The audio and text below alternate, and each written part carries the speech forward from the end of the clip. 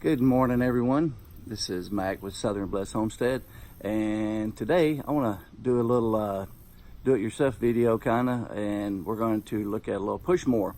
My coworker had one, and it's been, I think she said it hadn't been running in a couple of years, so I'm going to look at it and see if I can get it going for her, and I'm going to take y'all along and show you some things to do. And usually when something has not been running for that long, the first thing I'm gonna do is check the carburetor, make sure it's all cleaned out and everything, because if you leave fuel in it, especially with today's fuel with the ethanol in it, it will ruin a carburetor quicker than anything. I've got weed eaters, I've got chainsaws, everything that I've been through that ethanol has destroyed carburetors. So anyway, I'm gonna take a look at it and see if we can get it running, and maybe help y'all out. If you've got a lawnmower that hadn't been running in a while or won't crank or something, maybe this will help you. So this is a little Toro push mower, self-propelled, and I am going to look at it and see if we can get this thing running. So it's going to be kind of hard videotaping this by myself, but I'll set the camera up, and we're going to start on the carburetor right here behind the air filter. So I'll set the camera up on my little tripod and see if I can give y'all a good shot of it. All right, so I'm going to take this cover off, which I like this. It's got a little knob, makes removing pretty easy. Normally I got a screwdriver or a nut or something. I don't like that. That's nice. Pretty nasty and dirty. Alright, so I'm going to have to get a couple of sockets here and remove these two nuts here. Take this off so you can get to the carburetor behind there. All right, so this is a 10mm nut.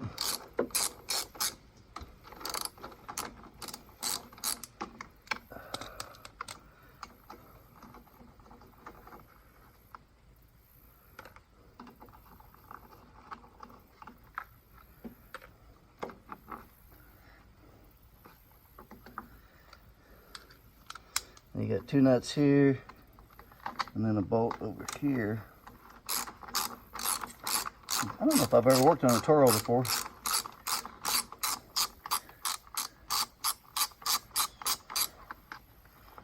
But they're all basically the same.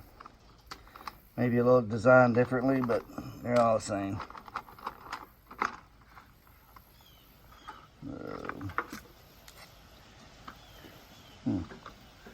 A lot of mess in here. That carburetor looks pretty nasty and dirty.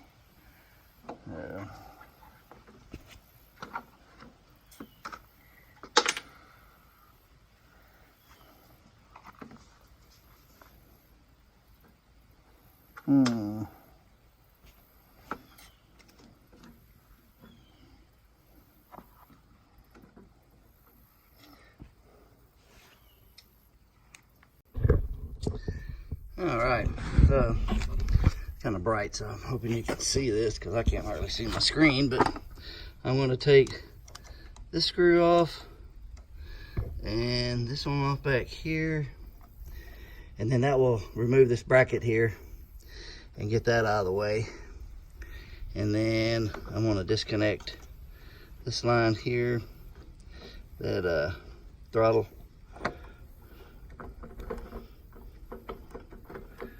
the governor. So I'm going to take that apart and then move the fuel line hose here right there, take that off. Then hopefully I should be able to just pull this carburetor right off. So these little screws here are the let me show you, there they are. Whoa, too bad. There you go. It's the little star, and I believe this is a sizes. It's a 25. But you can tell right there. Not a normal screw. Got the little star head on there.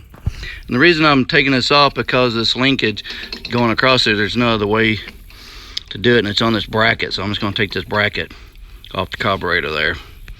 Trying to give you a little bit better view of it. Okay, so like I said before, I have not worked on a Toro before, and I was trying to get this linkage off, but I can't disconnect it until I remove this thing over here. And I'm gonna be honest with you, I have no idea what that is. I think it's on the muffler, so it might be some kind of a an automatic choke, kind of like the old. I had an old Ford 76 Ford F100 that had something kind of like that. So it might be when it heats up, it kind of automatically chokes it, maybe, I'm guessing. But I'm gonna take this bracket off, and then I should be able to disconnect that, and then I should be able to just pull the carburetor right off. Then I've got some can of carburetor cleaner. I'm going to kind of brush it off and then set it down in there and let it soak. But I'll let you look at the carburetor though before I do that. Okay, sorry about the two previous clips. I have no idea why my phone does that, and it drives me crazy when it turns it around to portrait mode. Ugh, makes me mad. Anyway, got the carburetor, got everything off that I can take off. And let's see, I took the screw out, so we'll pull the bowl out. And let's see if you can see down in there all the nasty goop and stuff left over from the old gas. Man, I don't know if any of y'all ever smelt rotten, gelled up gas, but it stinks really bad. So I'm gonna clean that out. I'm gonna put that in the parts cleaner down there. Let's see here. And there's the float. I'm gonna take the float out, and the little needle valve. You can see the little needle valve with the spring in there. I'm gonna take that out, and then I'm going to put it in this can of Chem Dip carburetor parts cleaner. You can get it AutoZone. Good stuff. Got a little bucket here. I'm gonna drop the carburetor down in there and let that soak for a couple hours, and while I go probably do some mow some grass, and we'll come back. And I've got some carbon choke parts cleaner, and I'm going to stick that little tube here all up in the ports and the holes and everything, and spray everything out really good. Try to flush all the holes and ports and everything in that out of this carburetor. Clean it all up good and put it back together, and make sure I'll probably take the fuel tank off, look at it, and spray some down in there and clean the fuel tank too. You can see the cap over there of the fuel tank. Probably gonna clean that out too real good, and put it all back together, and we'll see what happens. Okay, so I decided, because this is so bad, that I'm gonna go ahead and spray it with this carburetor cleaner first. Try to get a lot of the heavy stuff, because it's just really gooped up in there, down in there bad. And so I'm gonna give it a good spray down. This is where the fuel line comes in, so I'm just gonna squirt down in there. And that's where the needle valve is. So I'm just gonna squirt all the ports really good.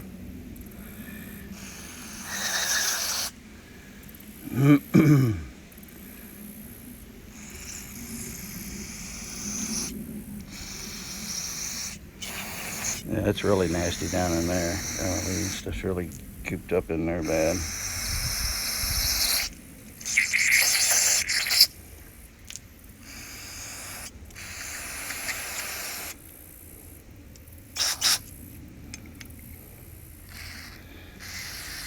You can see it already starting to take a lot of the stuff off on the outside. I'm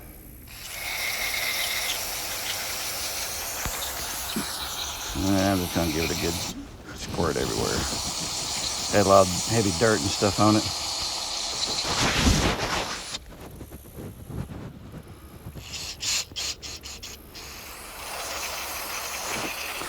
Trying not to, I hope you can see it because I'm trying not to get my camera messed up. My finger in the way. Yeah. Basically, I'm just sticking this in all the holes, ports, and everything else I can, and just get everything out that I can get out down in there without getting it all over my camera. And my camera woman, my wife. All right, I think that's good. So I took out a lot of the heavy stuff. Now I'm gonna put it in the over here, and we're gonna just drop it in here. And while this is soaking for several hours, I am going to go mow or something. I'm gonna stick that in there too, because that was the bowl, and I dug out a bunch of heavy stuff in there, so I'm gonna stick it in there too.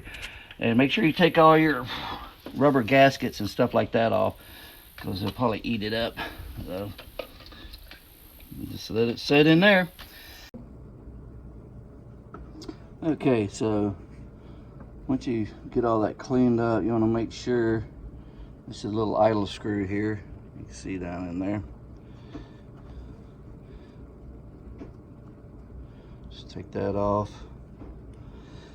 Then you're going to pop this little plastic piece out of here.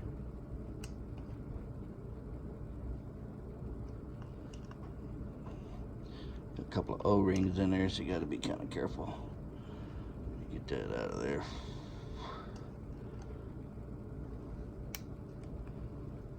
I can get it out.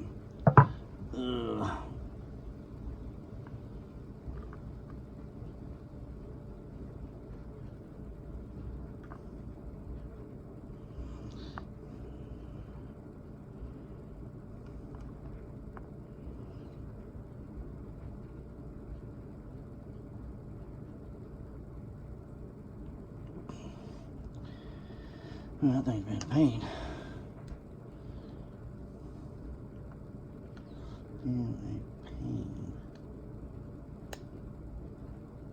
There we go. Got those little O-rings in there. Been sitting in there a long time.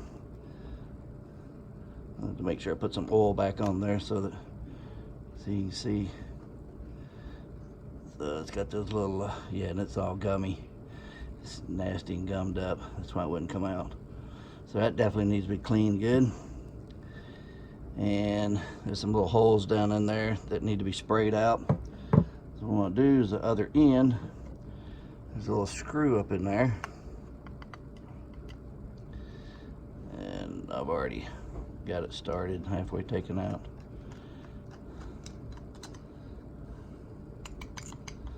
There we go. Then there's a piece up in there. And that thing might be hard to get out. Might have to spray some cleaner up in there.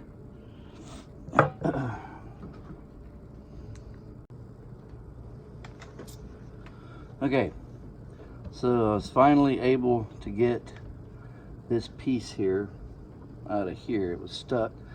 I just sprayed a little WD-40 in there and some cleaner and just keep working it and tapping on it, and it finally came out. So, and this thing's got a bunch of little bitty holes in the side, which I can see through them. They're clean, but just in case, this is just a little bitty tiny piece of copper wire, and what you want to do is just run it through these holes here.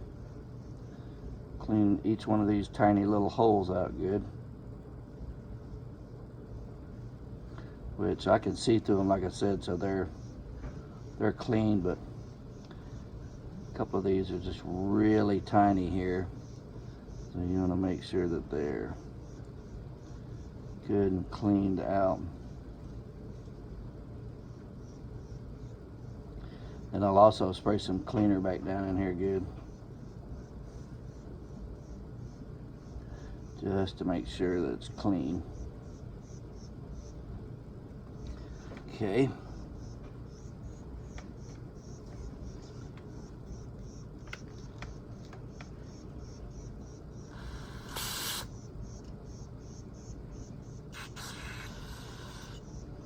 There we go, that's clean. wipe this down real good here. When I assemble this back together, I'll put a little oil on the oil rings.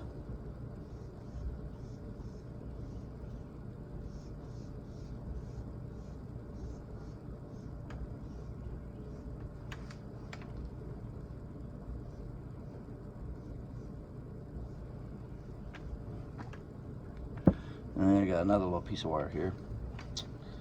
I'm gonna clean everything out.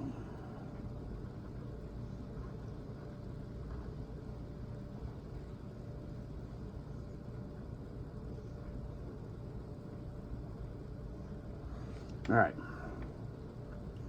So now what we're gonna do, there is some, I don't know if you can see, but up in here, right up in that corner inside here, there's some little holes too, and I'm gonna clean them out with this little piece of copper wire here. Make a little hook on it. I don't know if you can see that, but anyway, and they are tiny, so they're hard to see. I'm just gonna, yeah, that was definitely got some stuff in it. Sorry, I'm trying to do this where you can see it and me see it at the same time.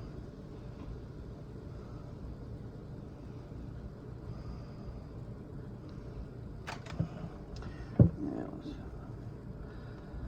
clogged up pretty good. All right, get my needle nose on here.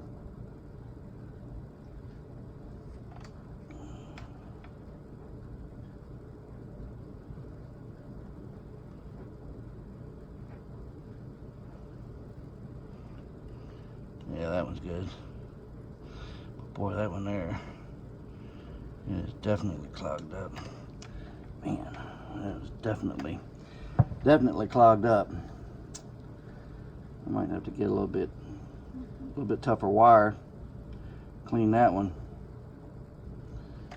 because it is definitely stopped up.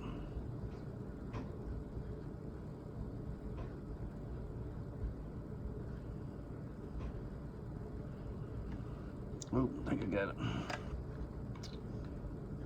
Maybe not. I think this wire here is too big. I'll try it, but I'm pretty sure that's too big, because it is a really tiny hole.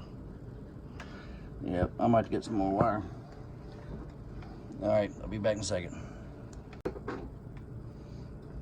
Okay, so before I put this back together, I'm gonna spray all the ports out one more time. You can see that. There you go.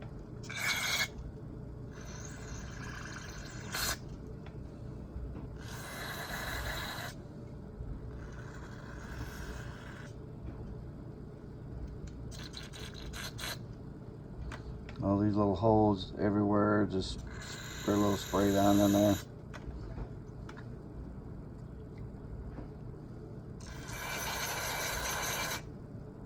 There's a little hole there.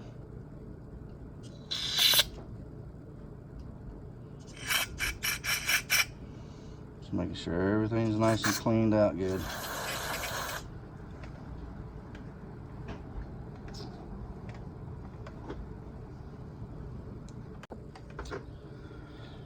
Okay, drop this back down in there. Just a screw back down in here.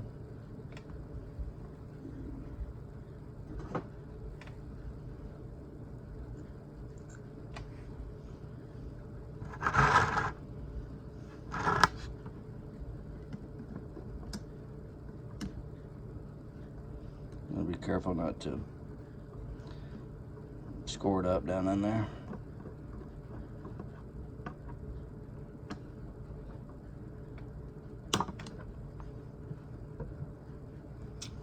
And we're gonna push, already put a little oil on there.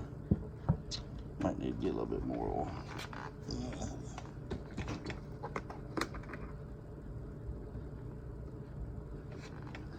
There we go, just a little bit of oil here. good. So those O-rings will pop back down in there good.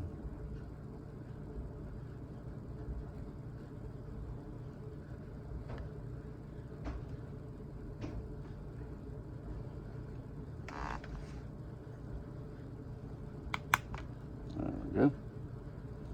Just like that. And put the little screw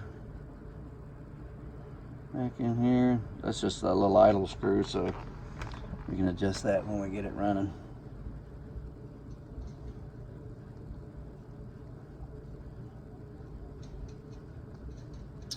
All right. Okay, so I got everything back together. It's all together, and I will have pictures at the end of this video with close-up shots of the carburetor and all the linkage and everything, in case you need to see how all the linkage goes back together and everything. And I went ahead and replaced all the fuel lines, and I put a inline fuel filter in there because it had one up inside the tank, and it was a little bitty screen thing that I didn't like. I can show you that little thing right there, and it was clogged up. So anyway, I like these little inline better, and I replaced the vent line and also the vacuum line that's under here. But I've got pictures at the end of this video showing a good close-up of the carburetor so you can see how everything goes. And let's see if I can do this one-handed and see what happens here. Hopefully this will crank.